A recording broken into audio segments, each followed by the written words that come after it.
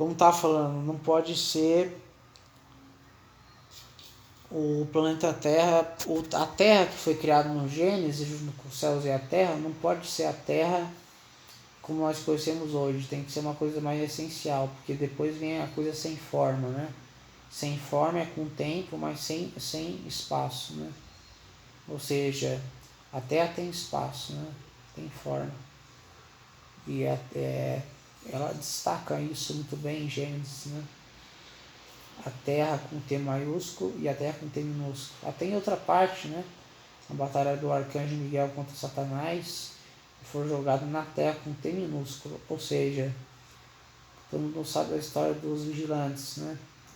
Ou seja, eles saíram de um lugar, né? Tudo indica que é o sistema solar. O sistema solar que eles foram precipitados, né? Para ser jogados no Lago de Fogo. E a principal coisa que eu quero falar aqui é que o mal é a ausência do bem. Ou seja, as pessoas não vão ter ciência do bem e do mal na eternidade. Só vão ter ciência do bem. E se elas vão ter ciência do bem, não vão ter nem ciência, né? Porque ciência dual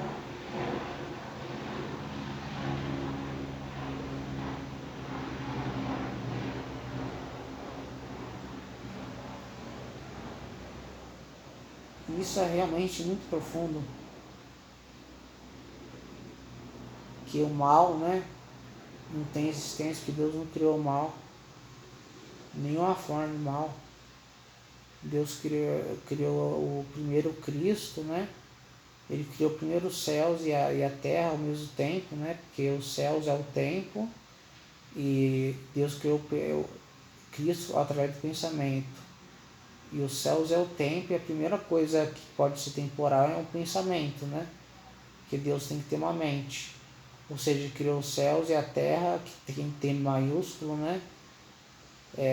Ou seja, os céus, o tempo, e a terra, Cristo, né? Através do tempo, né? Ao mesmo tempo. Aí quando ele cria essas duas coisas, né? Deus é o bem, né? E Jesus Cristo também é o bem, porque ele tem a mesma mente, né? Ou seja, antes do tempo, Deus já era, né? Ele já é, né? Ele é o alfa e o ômega, né? Antes do tempo. Jesus Cristo é o alfa e o ômega depois do tempo ser criado. É isso que eu acredito.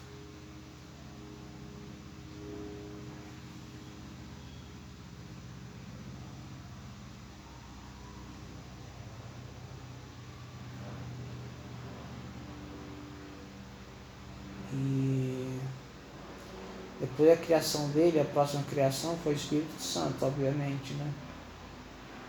Criou o Cristo pelo pensamento, depois o Espírito Santo. E existia tempo, né? Só uma dimensão de tempo onde havia as trevas, né? Que eram as infinitas dimensões espaciais em vez de uma, né? E uma dimensão impermanente que nunca se torna permanente, né? Coisa bem ruim, né? Deus não criou isso. Ou seja, não vamos ter ciência, tudo vai ser bom. Nós vamos só lembrar de todas as coisas como sendo boas. Todos os momentos sendo bons. O mal não existe. É difícil de a gente entender isso, mas quem vai estar na Nova Jerusalém vai entender que como a ciência, se você entende que a ciência é duas coisas, se você tem ciência de algo, você tem ciência de outra coisa. Ou seja, se você não tem ciência do mal, você não tem ciência nem do bem. Ou seja, você não é dual, né? Você é uno. Ele se lembra sabe de todas as existências, de todos os pensamentos, até os malignos. mas sabe que não tem, tem ausência, né? De existência, né? E talvez você nem lembre, né? Porque como tem ausência de existência, né? Você se lembre só dos pensamentos bons, né? Dos atos bons, né? É o que faz sentido, né? Porque se Deus não criou, ele não tem existência, só o bem tem existência, né? Porque porque Cristo existe, né? E Cristo é o bem também, né? E ele tem existência e o mal não tem existência, então você só vai lembrar dos pensamentos bons, né? Das palavras boas, de tudo, né? Não vai lembrar dos pensamentos, porque não faz sentido, né? Aí teria dualidade. Na verdade, a ciência você pode ter a não ciência, que é a ciência é a dualidade, a não ciência é a unidade. É o que vai ter. Na ciência tem o bem e o mal. Na não ciência não tem dualidade, só tem o bem. Que o bem existe, o mal não. Esse é o princípio, né, de dizer que o mal é a ausência do bem. É implicar que o mal não tem existência, mas o bem tem. Isso faz sentido. Porque não faz sentido, né, na vida eterna nós ter onisciência, sabe, de todos os pensamentos malignos, né? Vamos saber dos pensamentos bons, né? As coisas boas. Não sei de qual forma, né? Mas não vamos saber das coisas que não existem, né? Só as que existem.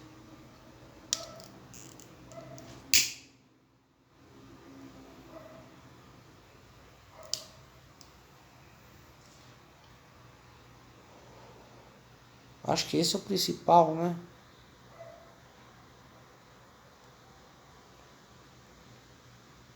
Mas ninguém sabe ao certo, né? Isso, né?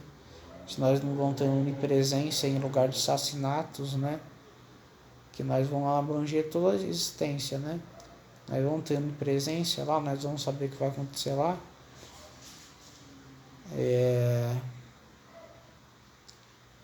Eu acredito que sim, nós não vamos ter apenas onisciência, né? Dos pensamentos, né? Dos atos. Ninguém sabe, nem eu sei, nem vou saber, porque, enfim. Se você não sabe porque eu estou falando isso, veja os outros vídeos. Veja os outros vídeos. Onde eu digo que eu sou um personagem escatológico bem importante da escatologia cristã. E essa é uma certeza plena, absoluta, eu posso te dizer aqui. Eu não estou dizendo de boca para fora aqui para engajar mais inscritos ou views, né? Que nem faz sentido, porque meu canal é pequeno, tá ligado? Só se fosse um canal mediano, né? Eu poderia falar que sou anticristo e ganhar alguns inscritos, mas cara, tem uma pessoa que dá like, tá? Não que eu desconsidere isso, né? É melhor ter uma pessoa que dá like e sabe, é engajado do que só uma e depois não é engajada, né? Mas enfim, por que eu vou ficar dizendo que eu sou anticristo sendo um canal pequeno, né? Que engajamento eu vou ter? Não vai ter engajamento nenhum. Vai ser mínimo, no mínimo. Não vai ter nada. No livro, no vídeo que eu falei, não teve tanta. Teve mais, um pouco mais, mas não faz sentido para eu angariar. Ou seja, porque eu estou sendo tão latente nesse assunto do anticristo, é porque eu sou. Eu não estou sendo querendo, eu estou sendo redundante comigo mesmo quando eu falo isso, porque eu sei que eu sou. Mas enfim, as provas estão aí, né?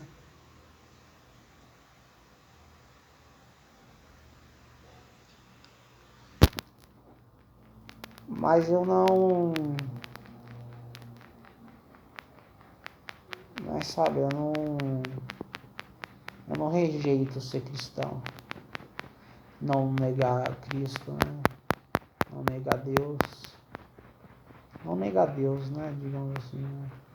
Negar os três espíritos, né?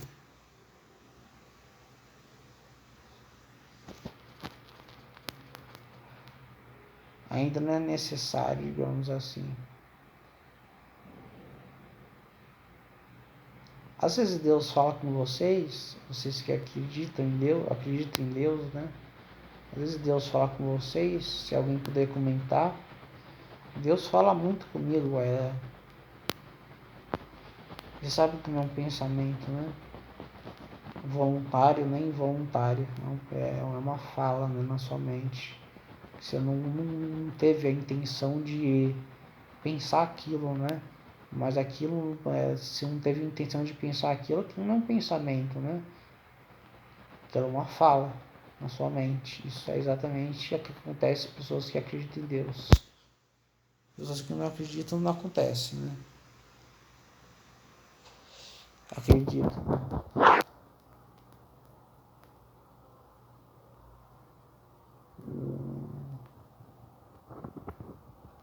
Também outra coisa.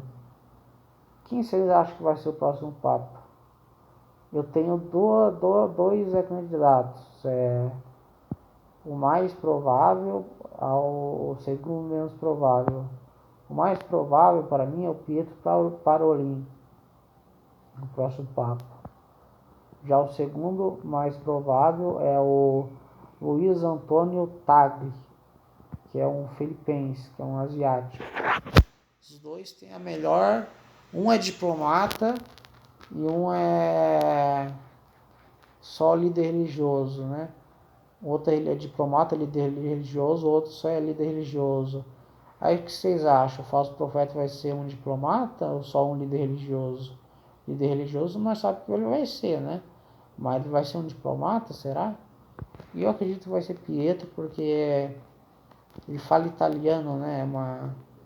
Naturalmente, né? A língua nativa dele. O outro não fala, a língua nativa dele não se semelha a português. E Papa já disse que ele é o mais aclamado, né? Tudo indica que seja ele. Mas também pode ter a chance de ser esse asiático. Não tem chance de ser outro, tá?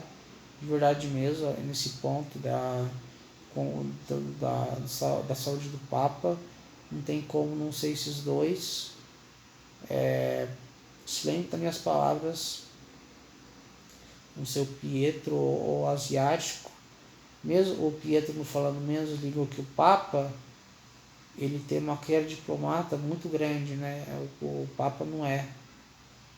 E o pontífice do Filipense, né? Não é diferente do pontífice do Papa, né? Mas ele é diferente, mas é semelhante, né? Porque ele não é diplomata, né?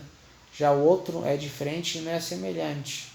Ou seja, eu acho que a probabilidade de ser o Pietro Parolin, né? Porque o Luiz Antônio Tagle, né? Ele só foi citado agora, né? Como um dos grandes, né? Candidatos, né? Antes ele não era considerado tanto, né? Ele sempre foi considerado muito, mas depois ele foi considerado não tanto. Agora ele voltou aos primeiros, né? Mas o Pietro Parolin sempre esteve nos primeiros.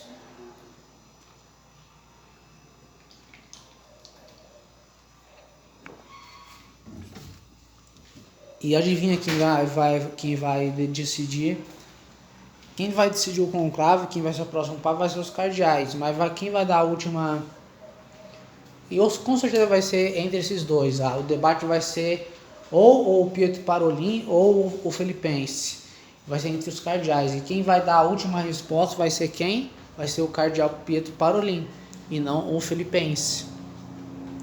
Ou seja, o que o Filipense vai falar sobre a possibilidade de ser ele é todo um mistério, né? Mas eu acredito que seja o... na verdade eu não acredito porque eu não tenho ciência, né? Mas o Pietro Parolin faz mais sentido ele porque é enfatizado que o falso profeta não é um político, né? Já é enfatizado que o anticristo é um político, né? Já o o falso profeta é enfatizado que não é um político, mas não enfatiza que ele não é um diplomata, né? Que uma diplomacia que era religiosa está muito ligado. Se você pesquisar no Google aí, você acha tipo acordo de paz, enfim, várias coisas, acordo de paz, várias coisas. Aliás, até uma coisa desse Pietro Parolin, ele estava até ajudando lá os muçulmanos e os israelenses, né, a paz, né? E, enfim, isso não nega que ele pode ser, né, só porque ele não é somente líder religioso, é um diplomata, não nega que ele pode ser o próximo Papa. O próximo Papa, o falso profeta.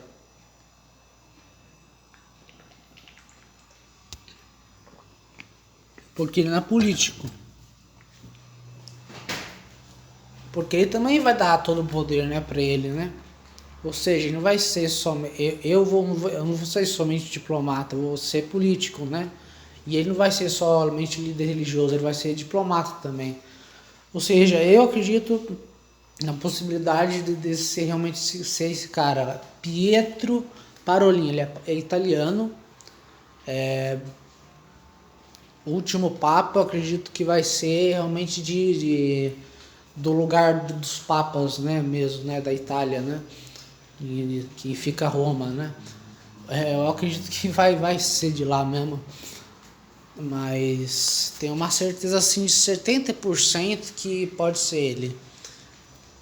Que eu acho que quando o cardeal filipense for falar dele e do Pietro Parolin, quem é o melhor para ser, quando ele argumentar lá nos cardeais, né, para a resposta final vindo do Pietro Parolin, eu acredito que ele vai se não se consagrar como o preferido. Eu acho que o Pietro Parolin vai decidir isso em base com outros cardeais. Eu acredito que tudo vai culminar no Pietro Parolin, que é o que vai dar a última resposta, declarando ele como o próximo papado. Eu acredito muito nisso, muito, mas tem a probabilidade de ser os dois. Só esses dois. Se não for esses dois, sei lá, eu faço, sei lá, uma coisa, nem ia falar besteira, mas se não for esses dois, porque o próprio Papa já falou, até pesquisa na internet, o próprio Papa falou que os primeiros candidatos são o Pietro Parolin e o asiático, né? Ou seja, puta que pariu, é muita possibilidade, porque um é diplomata há mais tempo possível, né? 30 anos, o cardeal que é diplomata que tem mais tempo de carreira, e outro é o que fala, que é o segundo cardeal que fala mais línguas, não é o primeiro, mas é o segundo que fala mais línguas e que não é diplomata, é só líder religioso. Ou seja, são os básicos, entendeu? São os candidatíssimos, né? Aí ele falou na ordem que eu vi dos vídeos que ele falou, da mais possibilidade, da menos possibilidade, e de que eu acredito mesmo que realmente seja assim, o Pietro Parolin como primeiro e o segundo, o Luiz Antônio Tagle. Pode ser um desses dois. Porque o Papa falou isso muito recentemente, ele está muito doente. Está apresentando uma saúde meio... Está apresentando uma saúde meio... Como posso dizer? Meio instável, né? Talvez ele não passe esse ano ou o ano que vem. Eu acredito que ele não entra no 2027. Eu acho que é muito, extremamente difícil ele entrar em 2027. Tipo, extremamente muito assim. Tipo, de ser espantoso. Já eu tenho a impressão que ele pode morrer esse ano ou o ano que vem. Tipo, uma impressão muito grande. Não nem precisa ter impressão muito grande, né? Pois ele tá muito velhinho. E o Papa que mais viveu teve 93, ele tem agora 88, né? Ou seja, não faz sentido ele ver Vai ser o papo, o meu penúltimo papo, mas o papo que mais viveu, né? Porque o papo que mais vai viver é o falso profeta. Grave o que eu estou dizendo. Ele vai ser, obviamente, o mal encarnado, né? Igual ao anticristo. O mal com U, né? Não o mal com L, né? Se fosse o mal com L, é o próprio Satanás, né? A própria morte. Aí, como ele é o mal encarnado, ele vai ter um corpo, né? Uma duração, né? Uma genética muito boa. Ou seja, ele vai durar muito. Ele vai ser um papo que vai durar a grande tribulação, uns 27 anos, né? Ou seja, vai morrer lá com seus 113 anos, né? Por aí, eu acredito eu. Ou seja, vai durar muito. Ou seja, o penúltimo Papa também pode durar muito, mas eu acredito que não. Eu acredito que esse Papa não é especial, né? Aquele outro que morreu aos 93 anos também não era especial. Ou seja, eu acredito muito que devido devido realmente à saúde dele, né? O que está acontecendo com ele, porque pneumonia nos pulmões é uma coisa bem grave. Você sabe, deu duas casos de pneumonia nos pulmões dele. E pneumonia é uma coisa bem grave. Fora tem recuperação. Tem recuperação, mas ele tá meio, sabe, tá instável. Ele pode vir e ele já assinou sua carta, né, de renúncia, né, para qualquer coisa que acontecer. Se ele já assinou em 2025 sua carta de renúncia, é só você pesquisar aí. Ele já assinou sua carta de renúncia, mas ele não, obviamente, ele não renunciou, mas ele assinou, obviamente, para no caso que ele morrer, a começar o conclave. Entendeu? Ou seja, se ele assinou em 2025, até 2026 ele não passa, né? 2027 ele não chega não. Porque ele que sabe como ele tá, né, a saúde dele, né? Se ele já assinou, né? Eu acredito que é extremamente difícil ele chegar em 2027.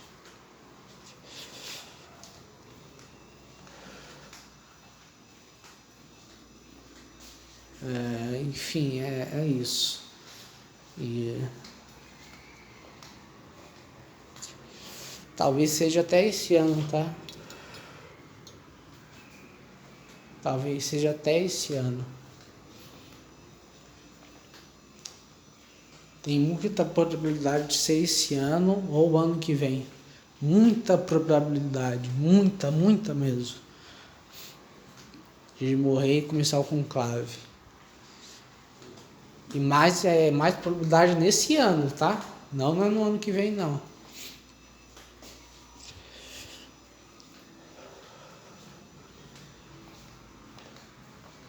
Enfim, vamos ver no que vai dar, né?